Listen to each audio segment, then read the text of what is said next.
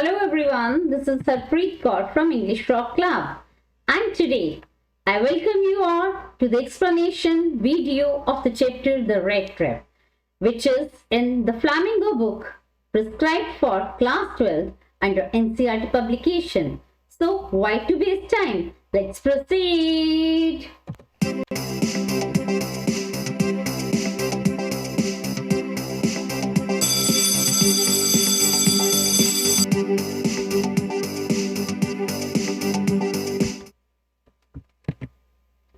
Okay, let's now just go through the chapter.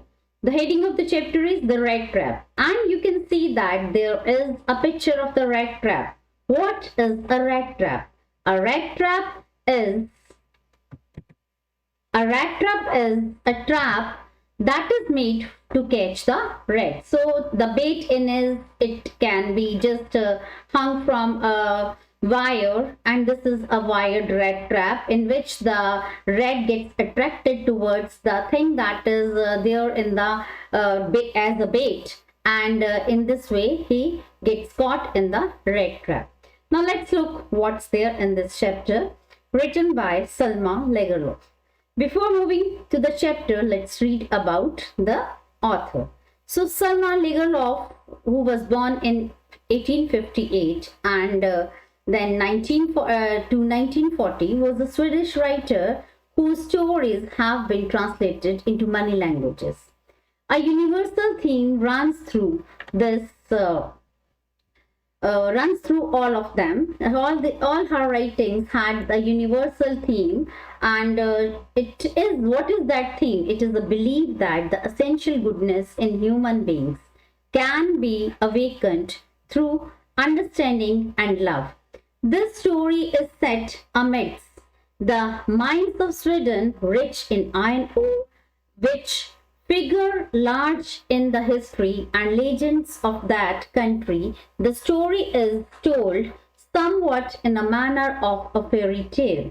Now let us notice some things like the expressions that are given in the chapter. The first expression we need to notice is keep body and soul together. Plods along the road, impenetrable prison, eased his way. Things have gone downhill. Further, hunger gleam in his eyes, unwanted joy. Then we can look at the expressions that are noted: haughtily consent, fallen into the line. So we will be looking for these expressions, and let me tell you that this story is told in a fairy tale style, and we are going to enjoy this story a lot. So let us begin with the story. Once upon a time, there was a man who went around selling small rat traps of wire. He made them himself at odd moments from the material he got from begging. So here the thing that is to be in notice is that the man was so poor that he was not able to have his own, the raw material for his business, that was making rat traps. And he had to resort to begging for the material. Even, then still his business was not well, that he could have his body and soul together. He could have something to keep him up to the date, to keep him, to get him some food, proper food. So because of this, but even so, the business was not especially profitable. So he had to resort both to begging and petty thievery. So as his business was not good, so sometimes he used to beg, and even sometimes in order to keep him, to get him some food, he had to do some kind of theft. So for these things, to keep his body and soul together, the first expression that we had seen up in the grocery, the things to see, is to keep a body and soul together. That means to keep the body fit, so that to keep someone alive. Even so, his clothes were ragged, his cheeks were sunken, and hunger gleamed in his eye. and doing, the rat trap business, then begging, then thievery, even doing all these things. He was not able to have proper food, so he did not have a healthy body. His cheeks were sunken and hunger could be seen in his eyes.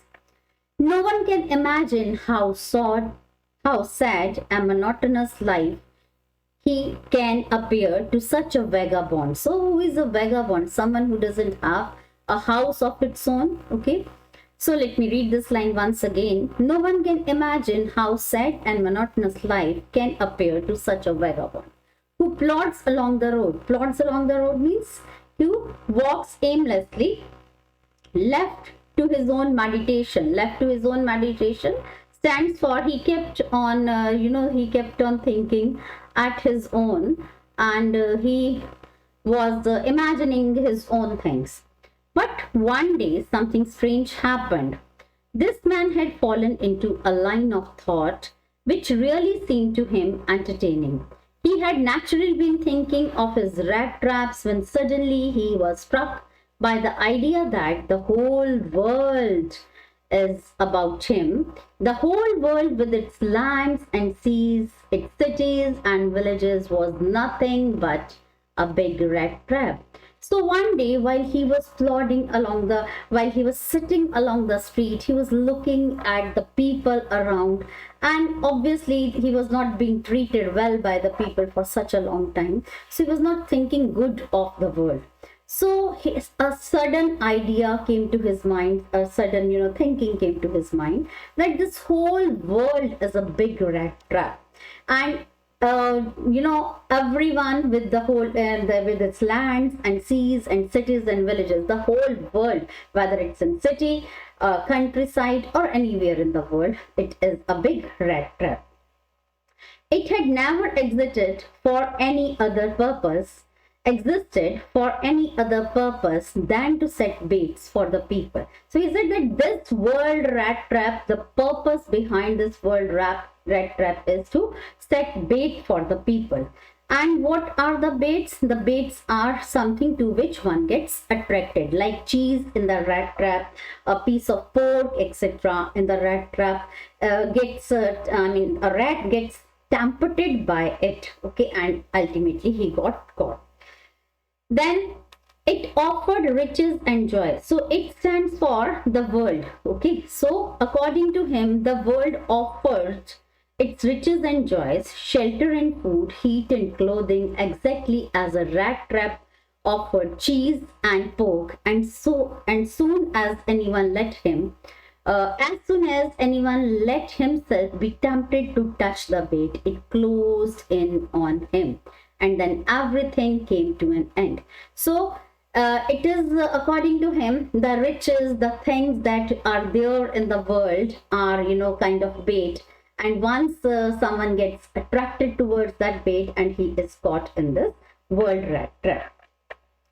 Why he was thinking all these things, it's been clear in the next paragraph. The world had, of course, never been kind to him.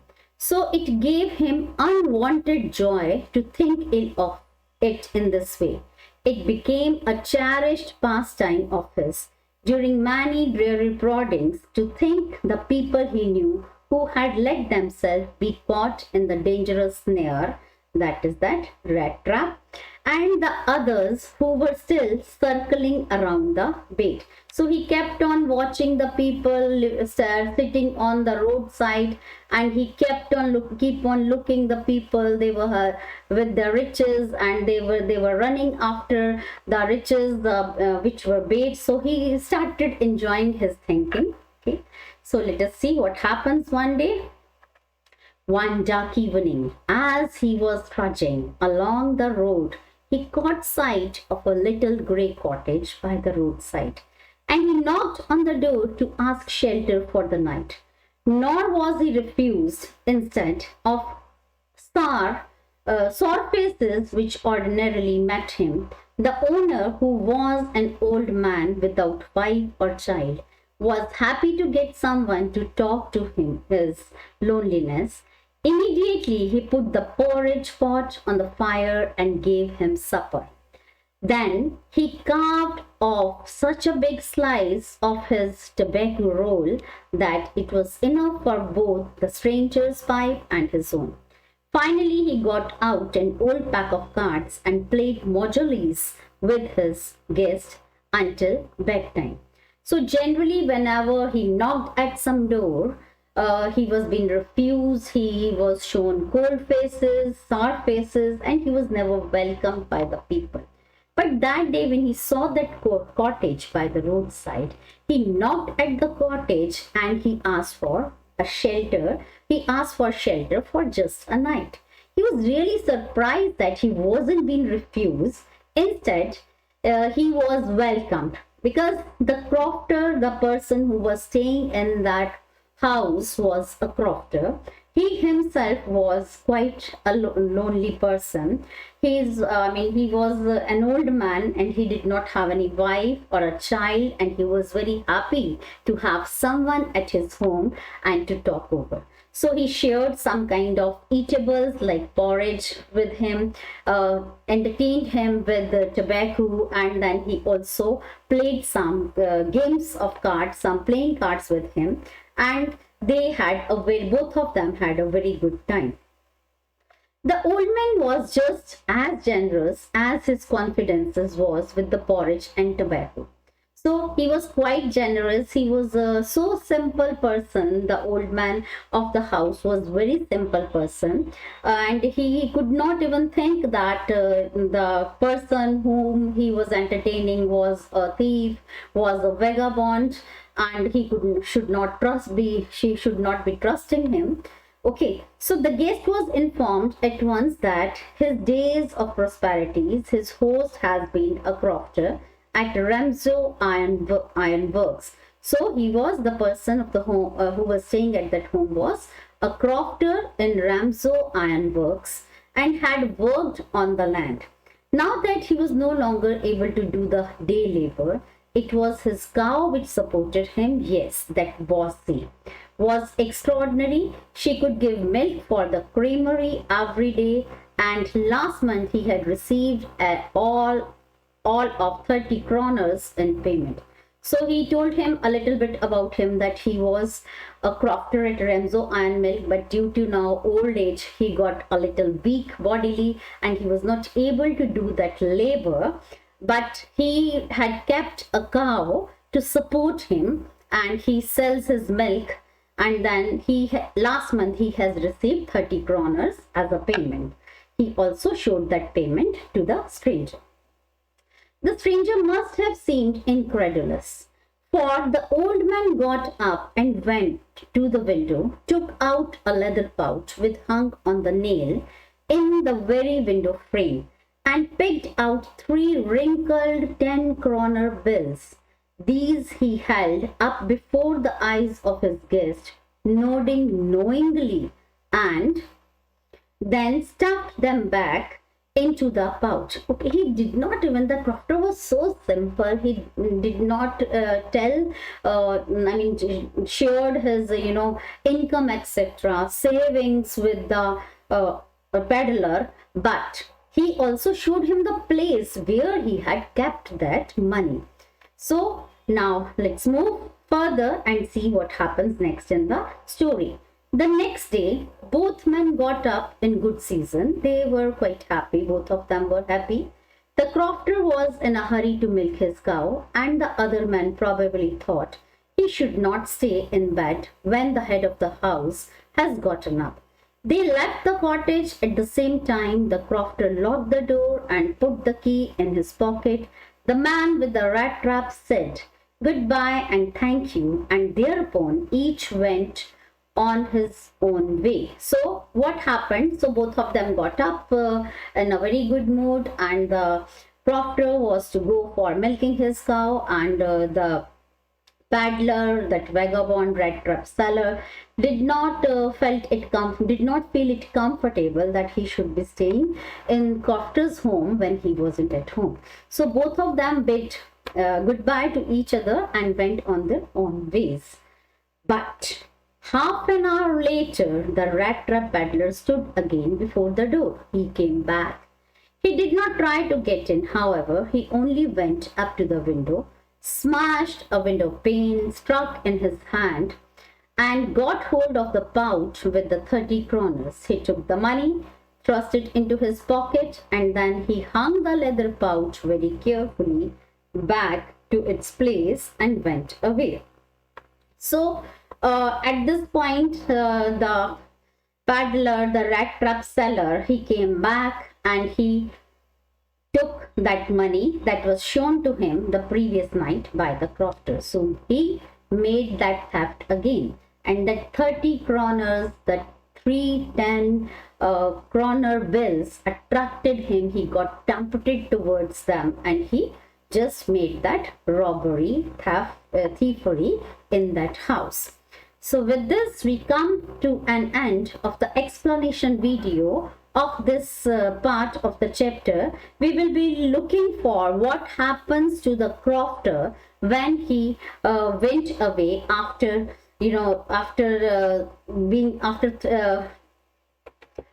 when he went away and after having the money. So let's find out in the next explanation video how the crofter was he able to get his money back, or the Rattrap was arrested by the police. What happens to the Rattrap seller in the next video, in the next part of the video. And I would like to ask you that if you like the video, kindly subscribe to the channel and do give a thumbs up to the channel. Bye for now.